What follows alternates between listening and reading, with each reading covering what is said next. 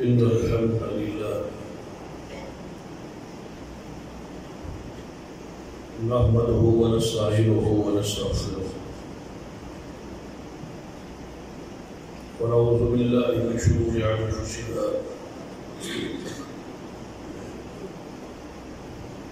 ومن سيئات أعمالنا من يهد الله فلا مضل له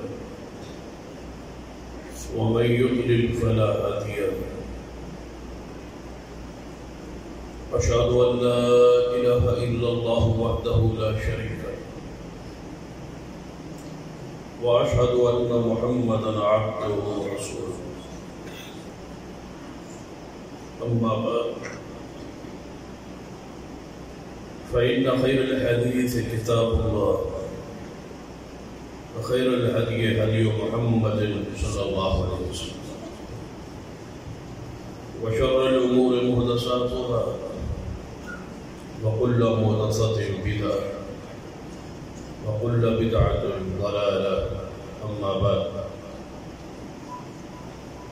فأعوذ بالله السميع العليم من الشيطان الرجيم من همزه ونفخه ونفثه بسم الله الرحمن الرحيم والذين جاهدوا فينا لنهدينهم سبلنا وإن الله لمع المحسنين رب اشرح لي صدري ويسر لي أمري واحلل عقدة من لساني يفقهوا قولي رب زدني علما سبحان ربك رب العزة عما يصفون وسلام على المرسلين والحمد لله رب العالمين.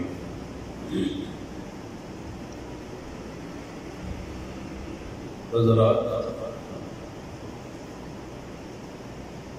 سلسلہ گفتگو چل رہا ہے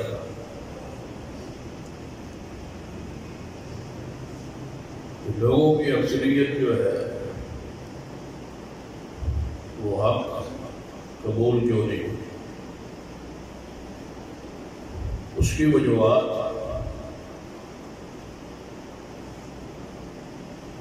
بیان ہو رہی ہیں۔ ان وجوہات میں سے ایک آج وجہ کا ذکر ہوگا۔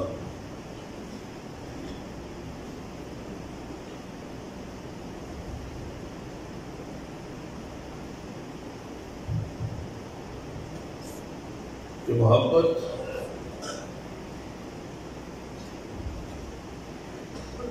کسی ہستی اور شخصیت سے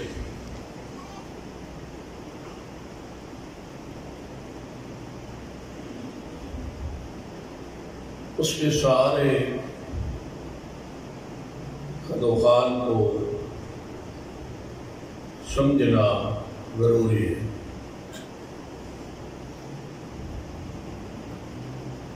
رسول رحمت صلی اللہ علیہ وسلم سے لے کر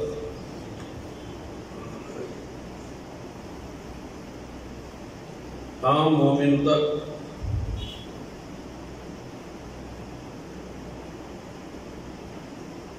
اس کی شخصیت کو پہچاننا، اس کی حیثیت کو پہچاننا، اس کی اصلیت کو پہچاننا، اس کے مقام کو پہچان کے محبت کرنا ضروری ہے۔ بہت سارے لوگ ایسے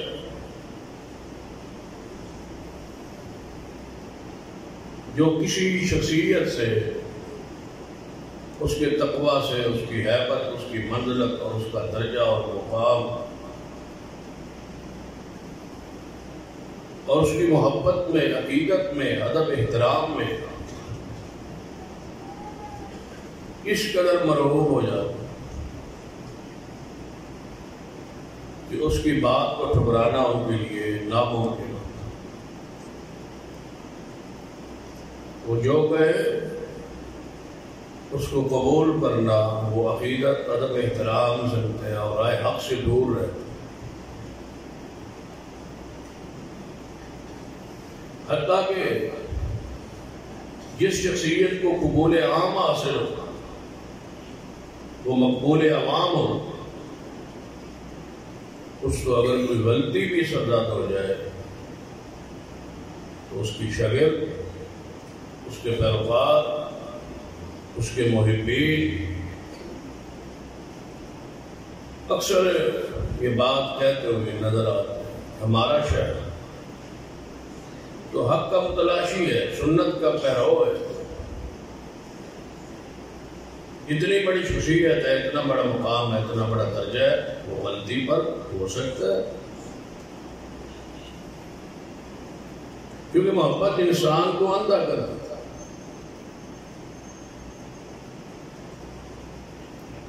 جس ہستی اور جس شہر میں کی محبت ہو جائے، بندہ اس کی محبت میں اندھا ہو جائے، حتیٰ کہ اس محبوب شخصیت کے عیوب دیکھنے سے آنکھ اندھی ہو جائے، اور بندے کے کان جو ہے وہ اس کی عیب یا اس کا نقص یا اس کے خلاف کوئی بات سننے سے بہرے ہو جائے۔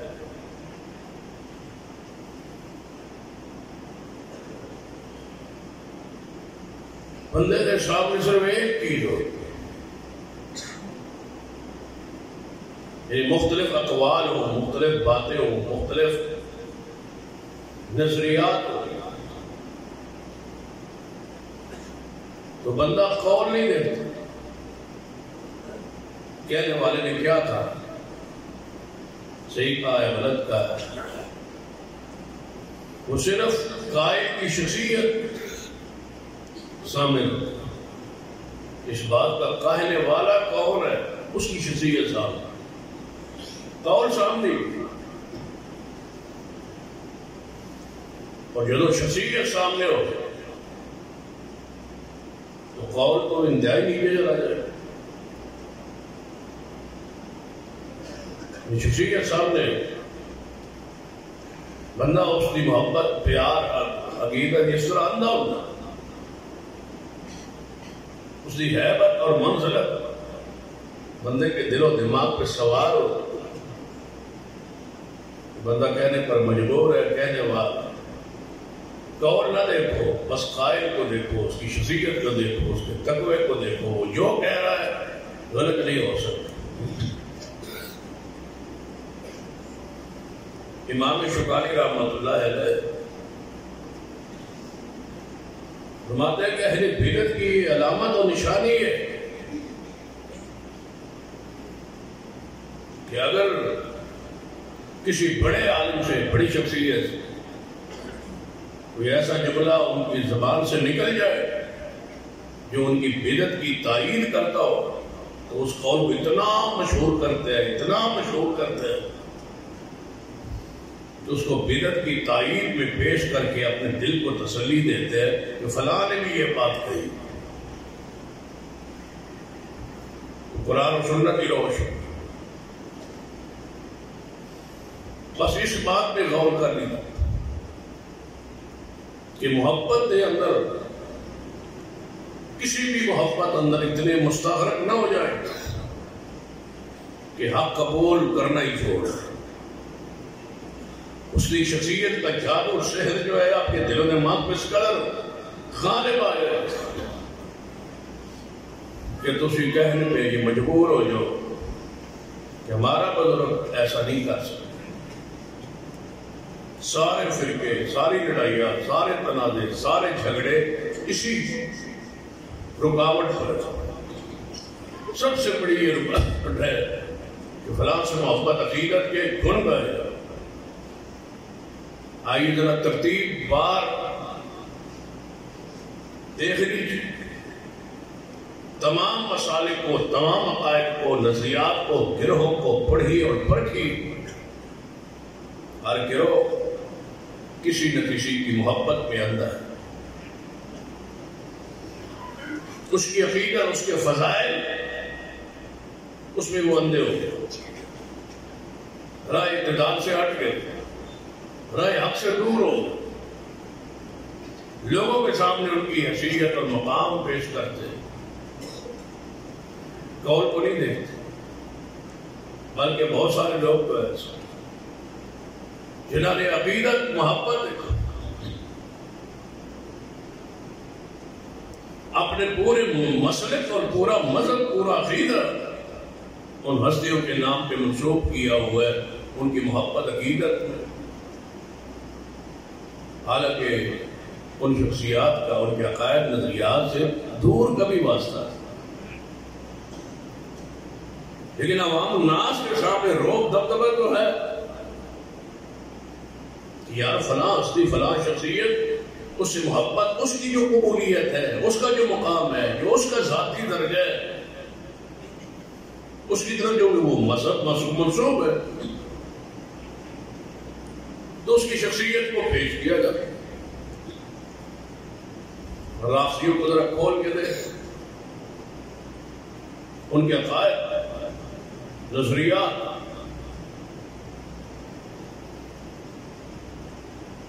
بجائے پڑھنے کے انہوں نے کیا دل و دماغ میں ڈالا؟ محبت اہل بیت، رسول اللہ کی آل کی محبت، ان کا درجہ، ان کا مقام، ان کی حیثیت بیان کرے۔ عامی آدمی تو مرغوب ہوتا ہے نا کہ اہل بیت کی عقیدت، ادب، احترام، اکرام ہے۔ اب سیدنا علی سے وہ فضائل شروع کریں گے کہ سیدنا علی کا یہ مقام ہے، یہ درجہ ہے، یہ شان، اس پر وہ قرآن پیش کرے، حدیث پیش کرے، دلائل تو ہے۔ سیدنا علی کے فضائل پر دلائل موجود ہے، قرآن میں بھی ہے، حدیث میں بھی۔ سیدنا علی کی جرأت، بہادری، ضرب المثل، اس کا کون انکار کرتا ہے کہ وہ شجاع تھے، شیر خدا تھے، محبوب خدا تھے۔ ان کے ساتھ عقیدت، محبت، ایمان ہے، اسلام ہے، واجب ہے، فرض ہے۔ اب قرآن پاک اہل بیت کی شان میں پڑھتے جائیں، قرآن میں بھی ہے، حدیث میں بھی۔ قرآن پاک نے اہل بیت کی شان کو بیان کیا، انما یرید اللہ لیذہب عنکم الرجس اہل البیت ویطہرکم تطہیرا۔ اس میں سیدنا علی کی شان، ہستی کی شان ہے، بلکہ اسی حدیث کے تحت حدیث موجود ہے، اس آیت کو مارکر کے تفسیر میں کہا، تشریح میں کہ سرور کے نام جناب محمد مصطفیٰ صلی اللہ علیہ وسلم اپنے حجرہ پاک سیدہ ام سلمہ رضی اللہ تعالیٰ عنہ فرماتے رسول اللہ میرے گھر میں تھے، میرے حجرہ میں، یہ آیت مبارکہ نازل ہوئی، انما یرید اللہ لیذہب عنکم الرجس اہل البیت ویطہرکم تطہیرا۔ نبی علیہ السلام نے سیدنا علی رضی اللہ تعالیٰ کو بلوایا اور سیدنا فاطمہ الزہرا رضی اللہ تعالیٰ عنہ کو بلوایا، سپیشل آپ نے سیدنا حسن حسین رضی اللہ تعالیٰ عنہ کو بلایا، بلا کے اپنے نال بچھایا، اور اوپر نبی علیہ السلام نے چادر مبارک لے لی، اور چادر پاک کی تطہیر میں، پاکیزی میں، کے درجے میں، مقام میں بھی کوئی ہے، اس پر بھی قرآن کی آیات موجود ہے، یا ایھا المدثر یا ایھا المزمل، اے چادر اوڑھنے والے، اس چادر کا ذکر قرآن میں ہے۔ اس تطہیر والی چادر کا تذکرہ قرآن میں ہے، اس چادر کو اوپر لے لیا، نیچے کون ہے؟ سیدنا علی ہے، فاطمہ ہے، حسن ہے، حسین ہے، اور پھر فرمایا اللہم ہؤلاء آل بیتی، اے اللہ یہ ہے میرے اہل بیت، یہ بھی ہے میرے اہل بیت، اے میرے اللہ جس طرح تو سیدہ ہے ام سلمہ، سیدہ حفصہ، سیدہ جویریہ، سیدہ امی عائشہ رضی اللہ تعالیٰ عنہن طہرہن اجمعین، اے اللہ جس طرح ان کو پاک کرنا چاہتا ہے ارادہ فرما لیا ہے، انما یرید اللہ لیذھب عنکم الرجس اہل البیت ویطہرکم تطہیرا۔ تو اے اللہ یہ بھی ہے میرے اہل بیت، علی بھی ہے میرے اہل بیت کے اندر، فاطمہ الزہرا بھی میرے اہل بیت کے اندر، سیدہ حسن حسین اہل بیت کے اندر ہے، فطہرہم، اس طرح ان کو پاک کرنا چاہتا ہے، ان کو بھی رجس سے پاک کرتا ہے۔ رسول اللہ نے فرمایا من کنت مولا فعلی مولا، جس کا میں دوست ہوں علی اس کا دوست۔ نبی علیہ السلام نے فرمایا ہر مومن علی سے پیار کرتا ہے، ہر منافق علی سے دشمنی رکھتا ہے، جو پیار کرے وہ مومن ہے، جو علی سے دشمنی رکھے بغض رکھے وہ منافق۔ علی سے نفرت نفاق کی دلیل ہے، علی سے محبت ایمان کی دلیل۔ یہ سارے فضائل اللہم صلی علی محمد وعلی آل محمد، اللہم بارک علی محمد وعلی آل محمد۔ آل محمد کے درود و سلام کی برکہ برس رہی ہے، اتنے فضائل، اتنے درجے، اتنا مقام، اتنی شان ہے، تو ہمارا مسلک، ہمارا مذہب ان شخصیات سے جڑا ہوا۔ اب اہل بیت کی محبت میں تو کوئی شک نہیں۔ نبی علیہ السلام نے فرمایا جامع ترمذی کے اندر حدیث، آپ نے فرمایا اللہ سے پیار کرو، اتنی کمال کی حدیث۔ نبی علیہ السلام فرماتے ہیں اللہ سے پیار کرو اس لیے کہ تمہارا خالق ہے، اللہ سے پیار کرو کہ وہ تمہارا خالق ہے۔ پھر آپ نے فرمایا مجھ سے پیار کرو اس لیے کہ تمہارا خالق ہے، تمہارے بنانے والا مجھ سے پیار کرتا ہے۔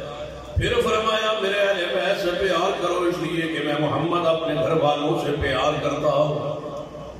اللہ سے پیار کرو تو میں بنانے والا ہے، مجھ سے پیار کرو کہ وہ تمہارا بنانے والا مجھ سے محبت کرتا ہے، اور میرے گھر والوں اہل بیت سے عقیدت محبت رکھو اس لیے کہ میں محمد ان سے محبت کرتا ہوں، میری وجہ سے محبت کرو، میری ذات کی وجہ سے۔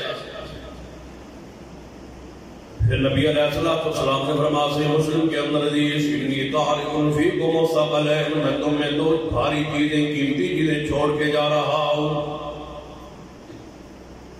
دو چیزیں چھوڑ کے جا رہا ہوں جو بڑی بھاری ہیں، وزنی ہیں اور بڑی قیمتی ہیں، ان کا بڑا درجہ ہے، ان کی بڑی شان۔ بعض بھائی کرام نے ثقل کا معنی یہ بھی کیا ہے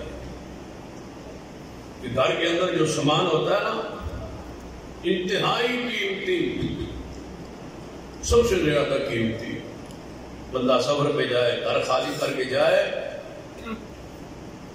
گھر کے اندر سارا سامان بندے کا موجود ہوتا ہے، بندہ سفر پہ جا رہا ہے تو بندہ جو قیمتی سامان ہوتا ہے نا تھوڑا سا وہ سونا ہے، چاندی ہے، کوئی اہم سامان، اس کو کسی دوست کے پاس امانت رکھے، یہ میرا گھر میں جا رہا ہوں، پیچھے ہمارا گھر خالی ہوگا تو بندہ نہیں ہوگا، تو یہ قیمتی جو سامان ہے، چلو چارپائیاں بستر تو پڑے ہیں وہ کس نے اٹھانے ہیں، یہ قیمتی سامان تم رکھ لو تاکہ میں واپس آؤں تو یہ میرا سامان، قیمت جو ہے جو اصل ہے یہ محفوظ رہے، اس کو ثقل کہا جاتا ہے، جو سب سے زیادہ قیمتی سامان ہو۔ رسول اللہ فرماتے ہیں میں دنیا سے جا رہا ہوں اور اپنا ثقل، اپنا قیمتی سامان، قیمتی ہستیاں، قیمتی شخصیات، قیمتی چیز تمہیں دے کے جا رہا ہوں، وہ دو چیزیں ان کو مضبوطی سے تھام کے رکھنا۔ وہ دو کون سی چیز ہے؟ ہمارے ہاں تو وہ زیادہ حدیث معروف ہے نا جو موطا مالک میں ہے، ترکت فیکم امرا لا تضلوا ما تمسکتم بہما، دو چیزیں چھوڑ کے جا رہا ہوں، ایک قرآن ہے اور ایک میری سنت ہے، ان کو مضبوطی سے تھام کے رکھنا۔ لیکن یہ دوسری حدیث جو میں پڑھ رہا ہوں یہ صحیح مسلم ہے، نبی علیہ السلام میں دو چیزیں انتہائی قیمتی، ثقل، وزنی، بھاری، قیمتی چیزیں چھوڑ کے جا رہا ہوں، ایک میرا قرآن ہے اور ایک میرے اہل بیت کی عطرت اور عزت۔ قرآن کا خیال رکھنا اور اہل بیت کی عطرت کا خیال رکھنا، ان کی عزت کرنا۔ کس کے ساتھ جوڑا ہے رسول اللہ نے؟ قرآن، اور ساتھ کس کو جوڑا ہے؟ اپنے اہل بیت کو، کہ ان کی عطرت کا، ان کی عزت کا خیال رکھنا۔ اب ایک بندہ اٹھے اور کہے یہ درجہ ہے بھائی سیدنا علی کا، یہ درجہ ہے اہل بیت کا، یہ درجہ ہے ازواج مطہرات کا، یہ درجہ ہے سیدہ فاطمہ کا، یہ حسن حسین کا درجہ ہے۔ ہمارا مسلک، ہمارا مذہب، ہمارا عقیدہ اہل بیت سے جڑا ہوا ہے، تو عامی آدمی تو مرغوب ہوگا، بندہ تو رائے راستے کس طرح آ سکتا ہے؟ بھائی تم تو عام لوگوں کے ساتھ جڑے ہو، ہم تو اہل بیت سے جڑے ہو، ہمارے مذہب میں تو اہل بیت کی محبت ہے، عقیدت ہے، پیار ہے۔ اب کوئی ان کو بندہ سمجھائے، کوئی سمجھانے والا ہو، ان تک آواز پہنچائے اور پہنچانے والا ہو کہ اہل بیت کی محبت میں، ادب میں، احترام میں، شان میں، درجات میں تو کوئی شک نہیں، لیکن تمہارا مذہب اور مسلک، عقائد و اعمال جو ان سے جڑے ہوئے ہیں، یہ جڑنا ثابت نہیں ہے، یہ ٹوٹے ہوئے ہیں۔ ان کی عقیدت ہے، ان کا ادب ہے، ان کا احترام ہے، لیکن جعفری مذہب ان سے جڑا ہوا، اس پر دلیل دو نا۔ امام جعفر صادق کا احترام ہے، وہ تو امام باقر کے بیٹے ہیں، اور باقر زین العابدین کے بیٹے ہیں، اور زین العابدین سیدنا حسین کے بیٹے ہیں۔ وہ تو سیدنا زین العابدین کے پوتے ہوئے اور سیدنا حسین کے پڑپوتے ہوئے۔ ان کے درجے میں، ان کی صداقت میں، ان کی فقاہت میں، ان کے علم میں، ان کے زہد میں، ان کی صداقت میں کوئی شک نہیں۔ ان کے درجہ بیان کرو، ان کی شان بیان کرو، اللہ کے بندو، جو ان سے تم جڑے ہوئے ہو مذہب، اس کو ذرا جوڑو، اس سے اپنے مذہب کو امام جعفر صادق سے ثبوت چاہیے۔ سیدنا جعفر صادق کی شان تو مسلمہ ہے، شان کا انکار نہیں ہے، مقام کا انکار نہیں ہے، جو تمہارا مذہب عقیدہ نظریات ہے اس کو جوڑو امام جعفر صادق سے، پسند صحیح ثابت کرو۔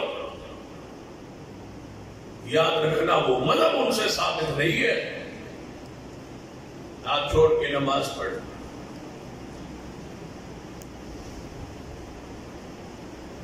وضو کے اندر پاؤں نہ دھونا، تیمم کرنا، کلمے کے اندر علی ولی اللہ وسیع رسول اللہ و خلیفۃ بلا فصل پڑھنا، 5 نمازیں 3 اوقات میں پڑھ، ظہرین مغربین فجر پڑھ، اذان کے اندر وہ جو الفاظ حی علی خیر العمل یہ پڑھ،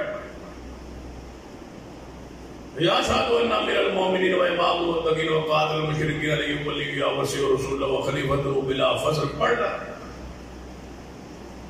یا جو اور مروجہ مسائل ہے، عقائد ہے، نظریات ہے، ماتم ہے، عزاداری ہے، جو کچھ ہے تمہارے سامنے ہے، اشارہ کرنا صرف چاہتا ہوں کہ یہ مذہب، یہ اعمال، یہ عقائد ان سے ثابت نہیں ہے، ان کی شخصیت کی ہیبت اور منزلت میں کوئی شک نہیں۔ ان کی شخصیت پیش کر کے اپنے مذہب کی حقانیت اور صداقت بیان کرنا یہ درست نہیں ہے۔ آئیے ان سے آگے، ان سے بھی مندہ حال ہے احناف کا، یہ ان سے بھی مندہ ہے، پورے مذہب کو جوڑا ہے کس سے؟ امام ابو حنیفہ رحمہ۔ امام حنیفہ کی فقاہت بیان کرے، وہ امام اعظم ہے، وہ چاروں سے بڑے، امام شافعی سے پہلے، امام مالک سے پہلے، احمد بن حنبل سے پہلے،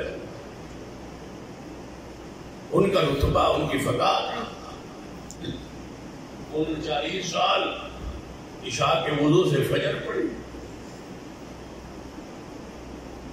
نبی علیہ السلام نے نعوذ باللہ فرمایا کہ میری امت کا سورج امام ابو حنیفہ ہوگا اور میری امت کا شیطان امام شافعی ہوگا، نعوذ۔ حدیث ہے کڑی،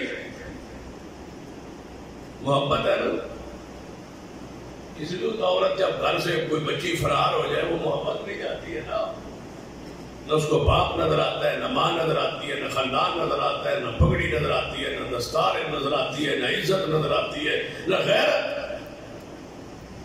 نہ اپنا مستقبل، سب کچھ چھوڑ چھاڑ کے ماں باپ نے پالا پوسا پڑھایا سمجھایا، ساری وہ خدمات ایک لمحے دوسرے چھوڑ کے وہ گھر سے بھاگ نکلی، کس میں؟ محبت میں اندھ۔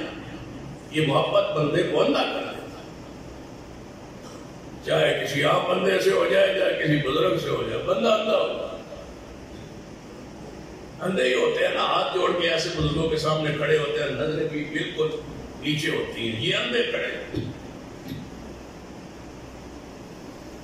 اب کوئی نہیں سوچے گا کہ امام ابو حنیفہ رحمۃ اللہ علیہ 40 سال شاہ کے اردو سے فجر پڑھایا، ایسا ممکن ہے؟ ممکن تو تب ہونا جب کوئی بندہ اس کو سمجھا لے، وہ سمجھائے، اس کو عقل کے اندر یہ کیا کر رہے ہو، محبت کی اندھیر نگری۔ یہ نبی علیہ السلام کے روضہ پاک کوئی بزرگ گئے، وہاں سے نبی علیہ السلام اندر سے ہاتھ مبارک نکالا اور 90,000 بندوں نے حضور کا وہ ہاتھ دیکھا۔ 90,000 ہاتھ مبارک بھی نکالا، ہاتھ صاف، تو لوگوں نے دیکھ بھی لیا، اور ایک بندہ وہاں کھڑا تھا کوئی گریا تھا، اس نے 90,000 گر بھی لیا۔ سمجھائے تو وہ جس کو عقل شعور ہو، محبت میں کوئی اعتدال ہو، وہ جانتا ہو کہ میں کیا کہہ رہا ہے، یہ کیا ہو رہا ہے، کوئی سوچے کوئی سمجھ۔ ایک بزرگ تھے، وہ جس کا ذکر گھر پر کسی اور جمعے پر بھی ہوا کہ وہ 12 سال کنویں میں الٹے لٹکے، 12 سال بعد اللہ نے پوچھا وقت کیا کرنا، کیوں لٹکے ہو، کیا چاہتے ہو؟ یہ اللہ میں علی بننا چاہتا، علی بننا چاہتا۔ فرمایا تم علی نہیں بن سکتے۔ اس نے کہا چلو نہیں بن سکتے، 12 سال اور لٹکے ہوئے، پھر 12 سال اور لٹکے، کتنے سال ہو گئے؟ 24 سالوں بعد پھر اللہ نے پوچھا کیا بننا چاہتے ہو؟ یا اللہ علی بنا دے۔ فرمایا علی، علی کا تو بڑا درجہ ہے، بڑی شان ہے، آپ علی نہیں بن سکتے۔ فرمایا چلو پھر کوشش کرتے۔ 12 سال وہ اور کچے دھاگے کے ساتھ لٹکا، 36 سال ہو، پھر پوچھا رب نے پوچھا۔ اب رب کس سے پوچھتا ہے؟ نبیوں سے۔ رب کس سے کلام کرتا ہے؟ نبیوں سے۔ رب کس پر وحی نازل کرتا ہے؟ نبیوں سے۔ سیدہ ام ایمن تو رو رہی ہے، صحیح بخاری میں حدیث ہے، شریف عمر فرماتے ہیں ام ایمن کیوں روتی ہو؟ فرمایا رسول اللہ کی فراق کا جدائی کا الگ غم ہے، پھر اب قیامت ہے جبریل وہی لے کے لیا ہے، یہ غم بھی الگ۔ رب کسی سے ڈائریکٹ کلام کرے،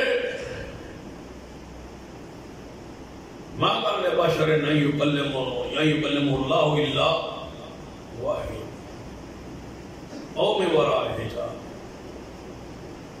او یرسل رسول۔ اللہ کسی بشر سے کلام نہیں کرتا مگر وحی کے ساتھ، قرآن کی نص یا فرشتہ بھیجتا ہے یا پردے کے پیچھے سے پھر خود کلام کرتا ہے، اور وہ نبی ہو۔ اگر اللہ نے کسی کے ساتھ کلام کرنا ہوتا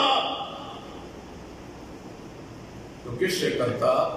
رسول اللہ صلی اللہ علیہ وسلم بتلاتے کہ میرے بعد ایک شخص آئے گا، وہ 36 سال کنویں میں لٹکے گا اور پھر اللہ اسے کلام کرے گا، جس کی خبر قرآن میں نہ ہو، حدیث میں نہ ہو۔ یہ کون مانے؟ یہ اندھی محبت ہے جو بندوں کو اندھا کرے۔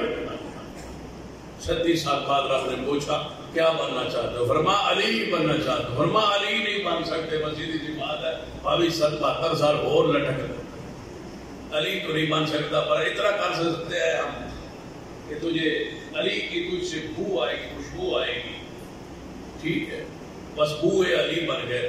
یہ ہے بو علی کے اندر، اسے علی کی بو آتی ہے، خوشبو آتی ہے۔ لیکن یہ کون سمجھے سمجھا ہے، کون کرے کرائے، کون عقل دے، دماغ دے؟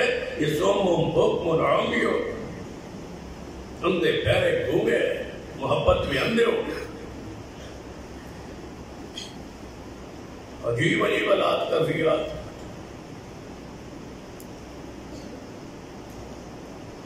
مسائل آپ کو پڑھ کے دے. بزرگ اندر گھر میں بیٹھے, باہر ان کو ایک بندہ ملنے آیا, دروازہ کھٹکھٹایا. بزرگ ملنا نہیں چاہتے تھے, جھوٹ بھی نہیں بولنا کہ اندر نہیں ہے, ملنا بھی نہیں ہے اور جھوٹ بھی نہیں بولنا. تو شاگرد کو کہا کہ آپ جا کے باہر بتا دیں کہ بزرگ سوار ہو گئے, بزرگ سوار ہو گئے. بزرگ اندر بیٹھے, فرمایا جا کے باہر بتا دو, جھوٹ نہیں بولنا, جا کے بتا دینا سوار ہو گئے. حضرت آپ تو یہاں بیٹھے ہیں, میں کیسے کہوں سوار ہو گئے؟ فرمایا میں تکیے پہ چڑھ جاؤں گا, تکیے پہ چڑھ جاؤں گا. آپ جا کے فرما دیں کہ بزرگ سوار ہو, تاکہ وہ سمجھے کہ کہیں چلے گئے لیکن میں یہی ہوں گا, جھوٹ بھی نہیں ہوگا اور ملنا بھی نہیں. یہ محبت کی اندھیر نگری نہیں ہے تو بتاؤ اور کیا ہے؟ اگر زکوٰۃ اس مہینے میں اکثر لوگ شعبان میں زکوٰۃ دیتے ہیں, زکوٰۃ سے بچنا ہو. یہ مسئلہ تمہارے بھی سننے کا اور تمہارے بھی اگر کوئی دل میں کھوٹ ہو تو بڑا بچاؤ کا طریقہ بھی ہے. زکوٰۃ نہ دینی ہو, بچنا ہو زکوٰۃ سے. مال نصاب میں پہنچ گئے, زکوٰۃ تو ہر میں واجب ہو چکی ہے, لیکن نہ دینی ہو تو کیا کرے؟ اپنا سارا مال اپنی بیوی کو دے, بیوی کو بلائے اور کہے آج کے بعد جتنا گھر میں میرا مال ہے یہ تیرا ہے. اب زکوٰۃ تجھ پہ نہیں ہوگی کیونکہ تمہارے پاس تو کچھ بھی نہیں ہے. بیوی پر زکوٰۃ نہیں ہوگی کیوں؟ اس کا مال ابھی سال پورا نہیں ہوا, آج تو اس کو ملا ہے, اگلے سال بیوی تمہیں دے دے. بیوی پر زکوٰۃ نہیں ہوگی اس لیے کہ اس کے پاس کچھ نہیں, تمہارے پاس پر زکوٰۃ اس لیے نہیں کہ تمہارے مال کو سال نہیں ہوا, اسے اگلے سال تم اپنی بیوی کو دے دو, اسے اگلے سال بیوی تمہیں دے دے. یہ چلتے رہو چلتے رہو, کبھی کوئی انشاءاللہ مال ختم ہو ہی جائے گا نا, زکوٰۃ کے قابل ہی نہیں رہو. یہ ہیلے ہیں لکھی ہوئی ہے کتابوں, ایک ایک بات لکھی ہوئی. اب کون ان کو پڑھائے اور سمجھائے بھائی یہ کیا ہے؟ بستر اٹھائے ہوئے اللہ کی راہ میں نکلے ہوئے ہیں, سوائے ان قصوں کی کوئی شے ہے ہی. ہم دین کو چاہ رہے ہیں, یہ دین ہے, یہی قصے ہے فضائل اعمال میں, یہی ہے تبلیغ نصاب میں, یہ سارے کو یہی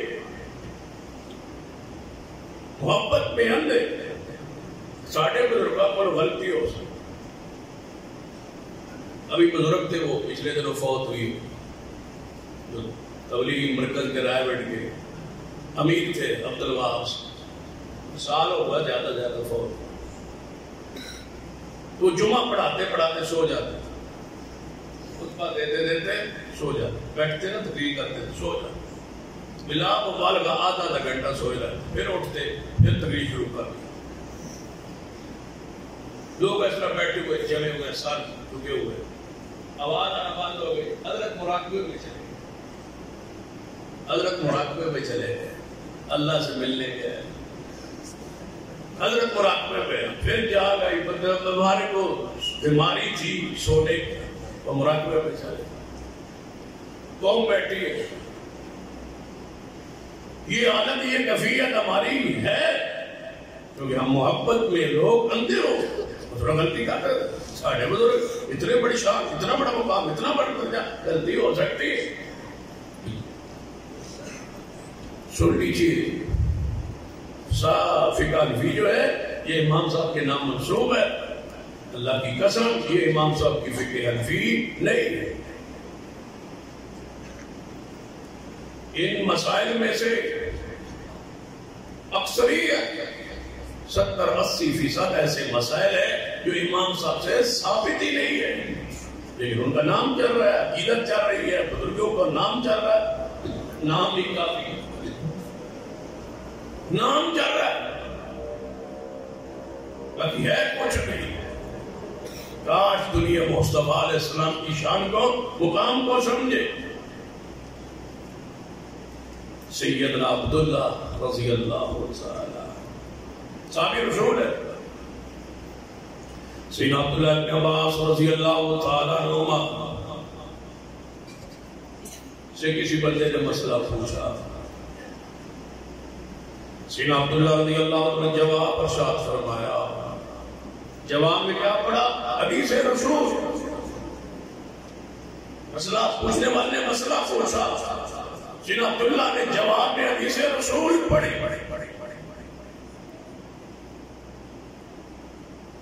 اور سائل کا سوال کرنے والے کا جواب سنی. فرمایا آپ نے حدیث پڑھی ہے، رسول اللہ کا یہ قول مجھے سنایا ہے، ابو بکر و عمر تو ایسے ایسے کہتے ہیں. آپ کا مسئلہ ٹھیک ہے، حدیث آپ نے پڑھی ہے، لیکن ابو بکر و عمر ایسا کہتے تھے، ایسا فرماتے تھے. آپ نے حدیث تو جو پڑھی ہے اس میں ابو بکر و عمر کے قول کی نفی ہو رہی ہے. ابو بکر و عمر تو ایسا فرماتے تھے. سیدنا عبداللہ ابن عباس نے فرمایا تجھے اللہ کا ڈر نہیں آتا کہ تجھے پتھروں کی آسمان سے بارش ہو جائے؟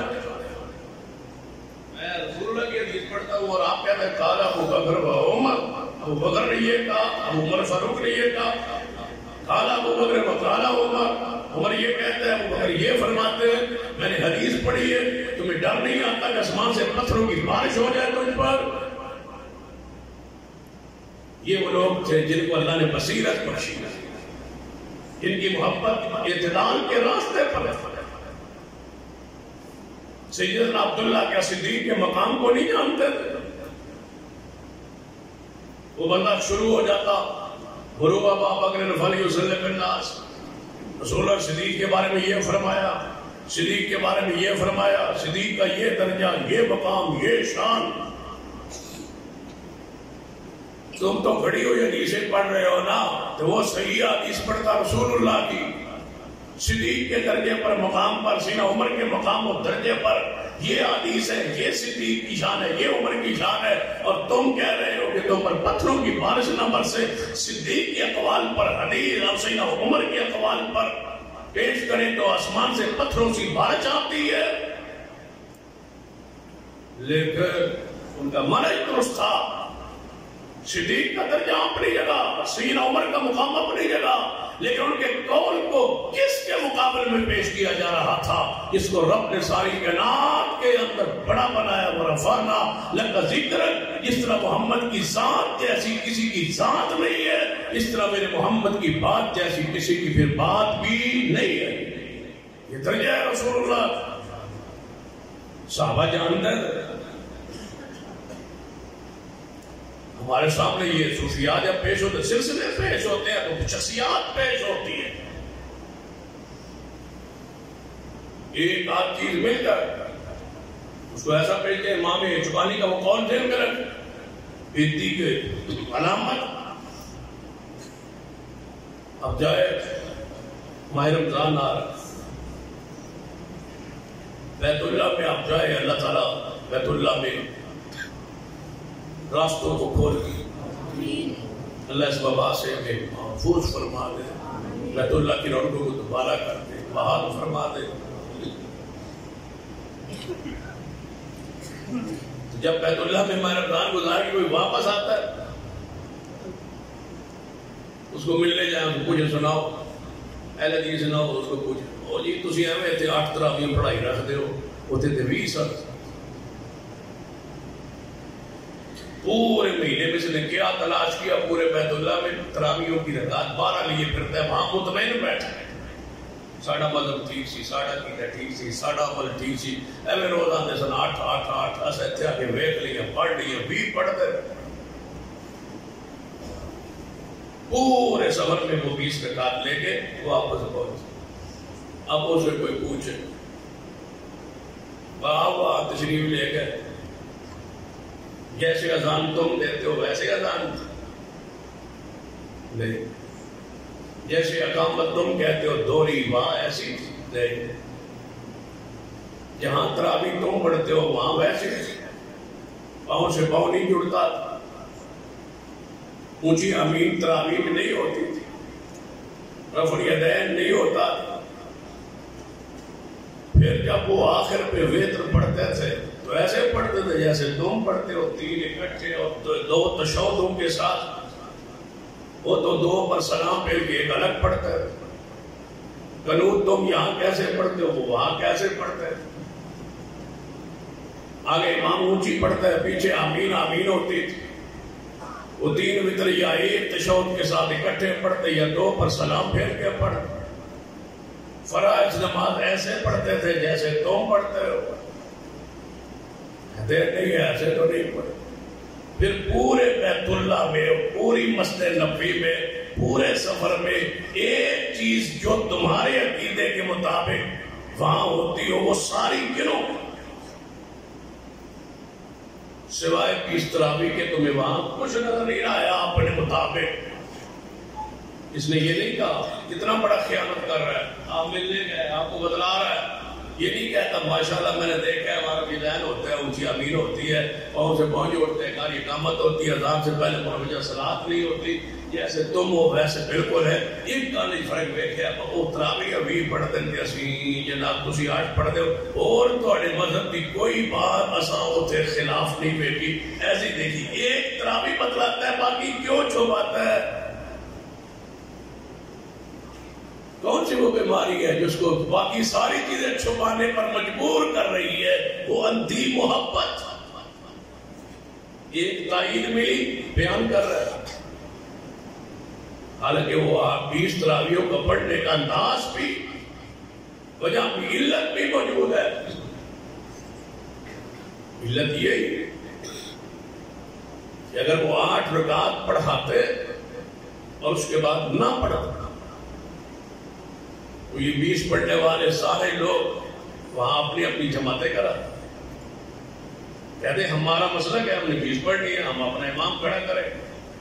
جھگڑا ہوتا ہے، اختلاف ہوتا، وہ اپنا امام کھڑا کرتے، کوئی ادھر کھڑا ہوتا، کوئی ادھر کھڑا ہوتا، کوئی ادھر کھڑا ہوتا، شور برپا ہوتا. ہر بندہ ہر گروہ ہر فرقہ جو ہے وہ کہتا کہ ہم نے اپنا امام کھڑا کرنا ہے، ہماری تو 20 ہے، ہم نے پڑھانا ہے.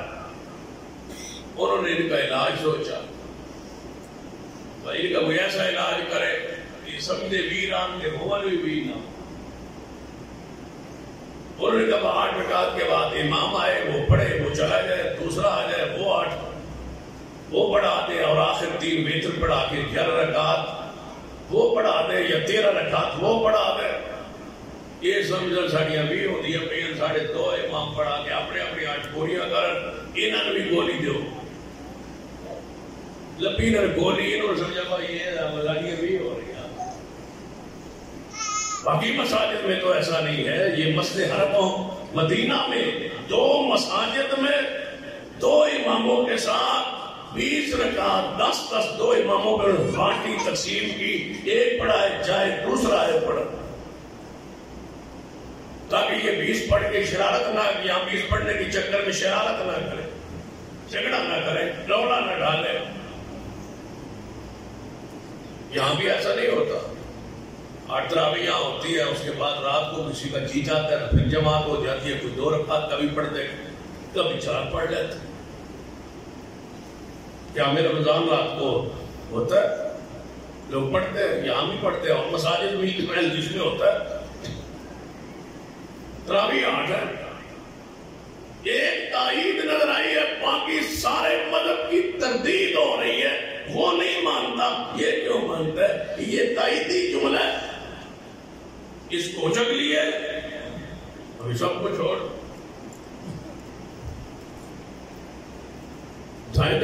محبت نہیں ہے. جانیے کہ ولیوں سے محبت سے پہلے دیکھیے کہ یہ ولی ہے، یہ کون ہے. میں بحیثیت ولی محبت کر رہا ہوں، میں اس سے محبت بحیثیت عالم کر رہا ہوں. امام ابو حنیفہ، امام شافعی، امام مالک، احمد بن حنبل ان کی سب کی قبروں پہ رحمت نازل فرمائے. ان سے محبت سے پہلے ضروری ہے معرفت، پہچان. یہ امام ہے، یہ بزرگ ہے، یہ عالم ہے. اس سے اونچا ان کا درجہ نہیں ہے. ان کی بات لی جا سکتی ہے، چھوڑی جا سکتی ہے. ان کی بات غلطی بھی ہو سکتی ہے، غلط بھی ہو سکتی ہے، ٹھیک بھی ہو سکتی ہے. ہمارے جمعے کی رکعت کتنی ہے؟ جمعے سے پہلے کوئی سنت نہیں ہے، حدیث نفل ہے. خطبہ ہو رہا، اب خطبہ جاری ہے، کوئی بندہ آ کے 2 رکعت پڑھ کے بیٹھے گا، یہ نماز تحیۃ المسجد، جمعے کے ساتھ اس کے ساتھ کوئی تعلق نہیں، جمعے کی سنتے نہیں، یہ تحیۃ المسجد ہے، 2 رکعت ہے، جس وقت بھی آپ آئیں گے اس کو پڑھ کے بیٹھے، چاہے خطبے کے دوران ہے چاہے خطبے سے پہلے، 2 رکعت ویسے پڑھتے رہے، جلدی آپ آ گئے، جتنی توفیق ہے، لیکن جمعے کے ساتھ اس کا کوئی تعلق نہیں، جمعے کے صرف خطبہ ہے، اس کے بعد 2 فرائض، اس کے بعد 2 سنتے ہیں یا 4 سنتے ہیں۔ صحابہ کرام رضوان اللہ علیہم حضور علیہ السلام گھر جاتے تو 2 رکعت پڑھتے، مسجد میں پڑھی ہے تو 4 رکعت صحابہ نے پڑھتے دیکھا ہے، تو وضاحت کی ہے کہ اگر فوری گھر چلے جائیں تو 2 پڑھ لیں، یہاں اگر مسجد میں پڑھی ہے تو 4 پڑھ لیں۔ یہ حدیث میں محدثین نے تطبیق دے، لیکن باقی اور مسالے کی جمعے کی رکعت اللہ کے فضل سے پوچھے تو جمعے کی رکعت کنیاں پڑھنے والے 14، 4 پہلے سنت، پھر 2 فرض، پھر 4 سنت، پھر 2 سنت، پھر 2 نفل، 6 سنتے جمعے کے بعد 2 نفلوں سمیت، یہ بن گئی 14۔ اور یہ 14 کیوں؟ کہتے ہیں یہاں پاکستان میں دار السلام نہیں ہے، اسلام نافذ نہیں ہے، پنڈا میں 40 جڑیاں دکانہ نہیں، جب تک 40 دی مارکیٹ نہ ہوئے نا پنڈ جمعہ مجھے نہیں ہوتی، 40 دکانہ دی مارکیٹ ہونی چاہیے، وہ قاضی اور جج پڑھنا چاہیے، بڑی بڑی شرائط ہے جمعے کی کیوں ہوئی؟ کہتے ہیں ہمارے مذہب میں، ہماری فقہ میں شرائط پوری نہیں ہوتی ملک پاکستان میں، لیکن جمعہ ہم نے پڑھنا ہے، اب ہم کیا کریں؟ کہتے ہیں جمعے کی 2 رکعت، زور کی 12 رکعت، یہ بن گئی 14 رکعت، ہم جمعہ بھی پڑھیں گے زور بھی پڑھیں گے، جمعہ ہوگا، زور احتیاطی ہوگی، احتیاط کے طور پر، پھر جمعے کے بعد کہیں کہ یا اللہ یہاں جمعہ فرض تو نہیں تھا چونکہ اسلام نافذ نہیں تھا، شرائط جمعہ پوری نہیں ہوتی تھی، اب تیری مرضی ہے، جمعہ قبول کر رہے ہیں، تیری مرضی ہے، زور قبول کر رہے ہیں، یہ جمعہ نہیں تھے زور، یہ زور نہیں تھے جمعہ، یہ جمعہ نہیں تھے زور، یہ زور نہیں تھے جمعہ، چلے یہ تیری مرضی ہے۔ یہ ہو رہا ہے کیا؟ مذہب کو نہیں چھوڑنا اللہ کے بدلوں، مذہب غلط ہے، عقیدہ غلط ہے، سوچ غلط ہے، فکر غلط ہے، حدیث میں ہے، جمعہ رسول اللہ نے دیہاتوں میں پڑھا ہے، قرآن کہتا ہے یا ایھا الذین آمنوا اذا نودی للصلاۃ، اے ایمان والو جمعہ پڑھو، ایمان والے پڑھنے والے کوئی ایمان ہو وہ بھی ایماندار ہی ہوتا ہے، اس میں پنڈ شہر کی کوئی تقسیم نہیں ہے، ایمان شرط ہے، یہ مومن ہو جمعہ پڑھو، جن پر جمعہ نہیں ہے رسول اللہ نے صاف فرما دیا، بیمار پر جمعہ فرض نہیں ہے، عورت پر جمعہ فرض نہیں ہے، بڑے ٹھیک ہے بیمار ہے، مرد بیمار ہے تو جمعہ نہیں ہے، بیمار پہ نہیں، مسافر پہ نہیں، غلام پہ نہیں، بچے پہ نہیں، ان پر فرض نہیں ہے، جن پر نہیں ہے رسول نے بتا دیا، یہ پنڈا لیتے بھی حضور فرما دو، پنڈا لیتے بھی حضور نے نہیں فرمایا۔ مذہب کے اندر محبت ہے، امام ابو حنیفہ میں اتنے اندھے ہو گئے، ہمارے بزرگ غلطی کر سکتے ہیں، ایسا نہیں ہو سکتا۔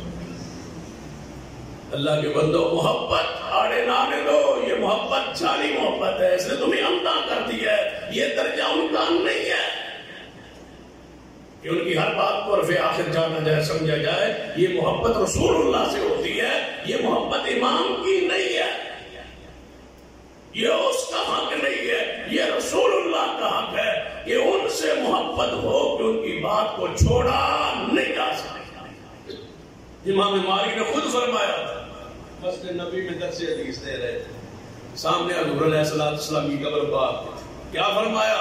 اے لوگوں، ہر کی بات کو لیا بھی جا سکتا ہے اور چھوڑا بھی جا سکتا ہے، جس کی ہر بات کو لینا ہی ہے، چھوڑنا نہیں، وہ یہ ہے کہ اس قبر میں آرام فرمایا، یہ ان کا درس۔ امام شافعی رحمۃ اللہ علیہ بیٹھے، بندہ آیا حدیث پوچھی، مسئلہ پوچھا، فرمایا رسول اللہ نے ایسے ایسے فرمایا، وہ کہنے لگا آپ کی رائے کیا ہے؟ یہ ہے مسلک منہج اہل الحدیث، اس پر ہم کریں، اللہ کا فضل ہے، ہمیں پہچان ہے کہ اس سے محبت کیسے کرنی ہے اور کتنی کرنی ہے، اور اس محبت کے کن سی جس محبت کا یہ لائق ہے ہم یہ جانتے ہیں، تم نے تو ایسا گڑبڑ کیا اللہ نے بولا گھر جاؤ نہ جا کے. ماں بھی موجود ہے, بیوی بھی موجود ہے, بیٹی بھی موجود ہے, بہن بھی موجود ہے. ہر بندے کے گھر میں رشتے یہ چار موجود ہوتے ہیں. ماں بھی ہوتی ہے, بہن بھی ہوتی ہے, بیٹی بھی ہوتی ہے اور بیوی بھی ہوتی ہے. اور بندہ کب جا کے بس سب عورتیں ہیں, ایک ہی جنس ہے, سب عورتیں ہیں. آنکھ کو کیسے پتا ہے؟ توجہ کرنا, آنکھ ہے. بندہ گھر میں داخل ہوا, سب سے پہلے ماں نظر آئی, اسی آنکھ نے اس ماں کو دیکھا. پھر بیٹی نظر آئی, اسی آنکھ نے بیٹی کو دیکھا ہے. دیکھنے والی آنکھ ایک ہی, اسی آنکھ نے بہن کو دیکھا اور اسی آنکھ نے بیوی کو دیکھا. لیکن ہر کے دیکھنے کا انداز اس آنکھ کا مختلف تھا. اس آنکھ کی بصیرت کے اندر یہ چیز محفوظ و موجود تھی کہ یہ ماں ہے, یہ بیوی ہے, یہ بہن ہے, یہ بیٹی ہے. یہ اندر جو صلاحیت جو دیکھنے کی, یہ معرفت, یہ پہچان جو ڈالی ہے, یہ کس نے؟ یہ قرآن اور حدیث نے.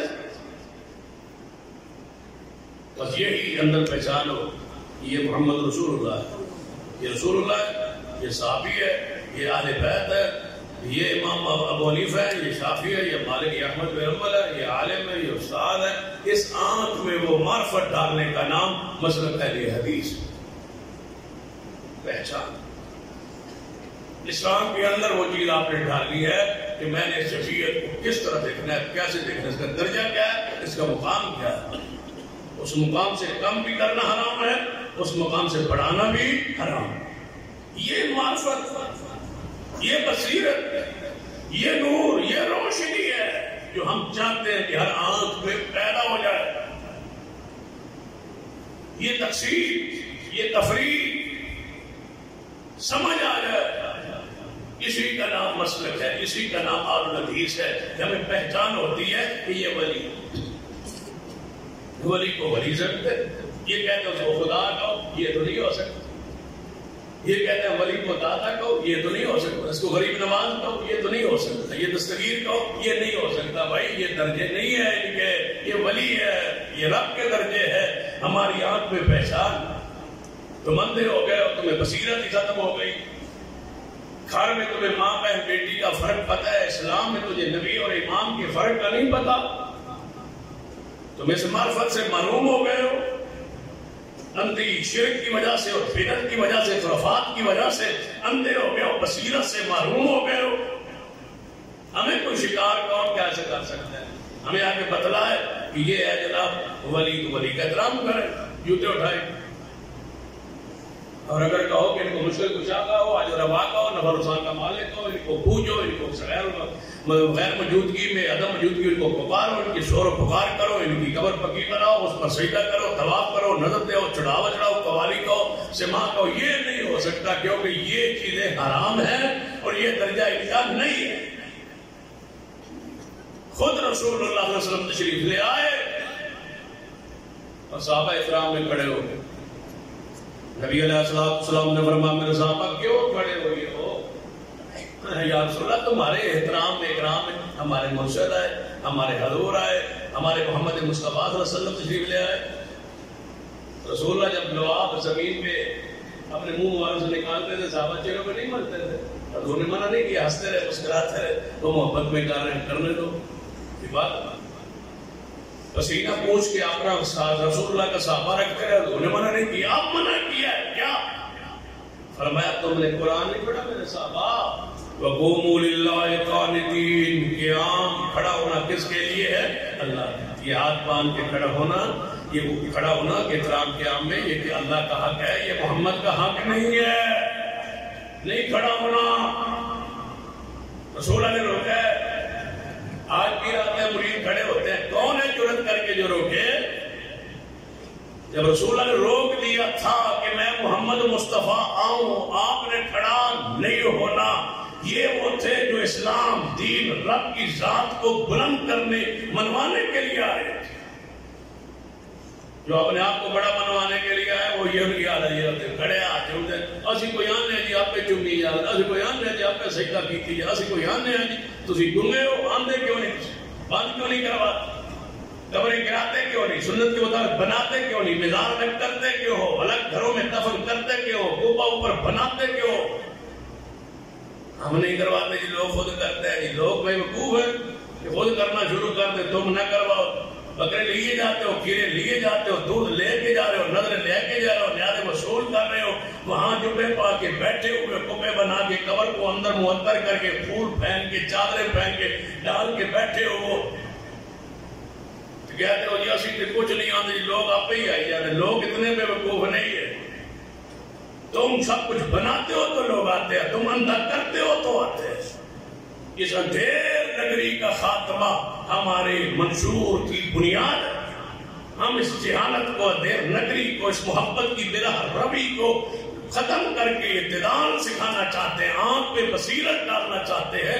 یہ اللہ کی شان، یہ رسول اللہ کی شان، یہ نبیوں کی شان، یہ اہل بیت کی شان، یہ صحابہ کی شان، یہ ائمہ کی شان، یہ اولیاء کی شان، اس معرفت کو ہم ہر دل و دماغ میں ڈالنا چاہتے ہیں۔ یہی ہماری دعوت ہے، یہی حق ہے، یہی دین ہے۔ اس کے اندر جتنی یہ رکاوٹیں ان کو دور کرنا چاہتے ہیں، ہٹانا چاہتے ہیں، تمہاری آنکھوں کو کھولنا چاہتے ہیں، تمہیں یہ معرفت پہچان دینا چاہتے ہیں۔ اللہ مجھے اور آپ کو توفیق عطا فرمائے۔